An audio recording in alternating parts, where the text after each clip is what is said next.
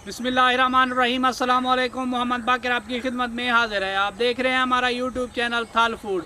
और आज जो मैं रेसिपी लेकर हाज़िर हूँ वो मटन की टिक्का बोटी की रेसिपी लेकर हाज़िर हूँ। मैं ऑयल के बगैर कढ़ाई में टिक्का बोटी बनाने जा रहा हूँ। वीडियो को मुकम्मल वॉच करें, इंशाल्लाह मज़ा आएगा।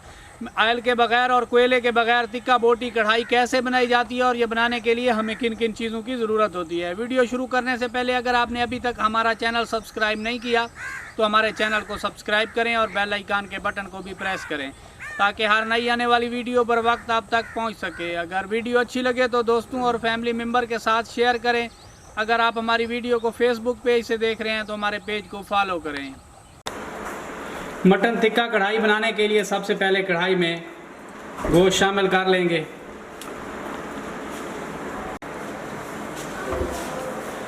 ये वाले 2 गिलास पानी शामिल कर लेंगे।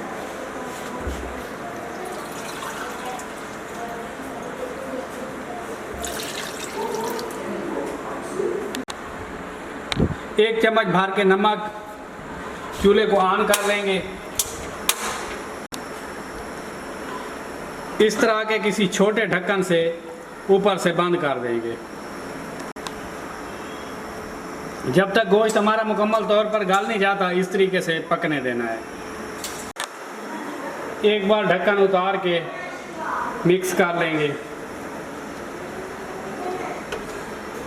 ताकि नमक वगैरह भी मिक्स हो जाए।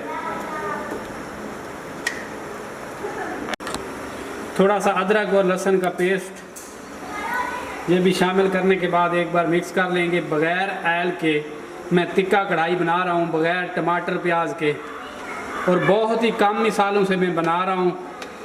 आप भी इस आसान सी रेसिपी को अपने घर में ज़रूर ट्राई करें। एक बार दोबारा इसे बराबर कर लेंगे और ऊपर से ढक देंगे उसी ढक्कन की मदद से। मटन माशाल्लाह हमारा पक रहा है। तकरीबन पकते हुए 10 से 12 मिनट हो गए हैं। ये वाला ढक्कन छोटा था, इस वजह से मैंने बड़ा ढक्कन ऊपर रख दिया है और ये वाला उठा लिया है। माशाल्लाह से इस गोश्त को हमारे को पकते हुए 20 मिनट का टाइम हो चुका है।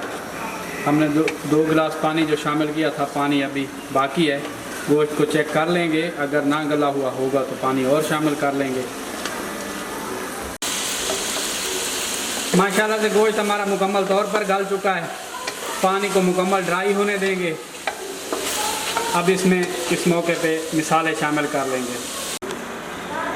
इस मौके पे भर के 1 चम्मच टिक्का मसाला,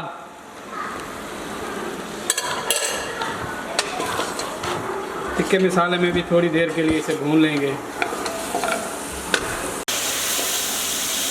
मटन टिक्का कढ़ाई को स्मोकी फ्लेवर देने के लिए मैंने कोयला जलाना शुरू कर दिया है। माशाल्लाह से मटन टिक्का कढ़ाई को मुझे भूनते हुए 4-5 मिनट हो गए हैं। अभी 4-5 मिनट इसे मैं मज़ीद भूनूंगा। इस मौके पे इसमें थोड़ी सी मैं लाल मिर्च भी शामिल करूंगा टेस्ट और फ्लेवर के लिए। मुझे पसंद है, अगर आप चाहें तो लाल मिर्च शामिल ना करें, लेकिन मुझे शामिल करनी है। दरदरी कूटी हुई लाल मिर्च आधा चम्मच के करीब, थोड़ी सी काली मिर्च।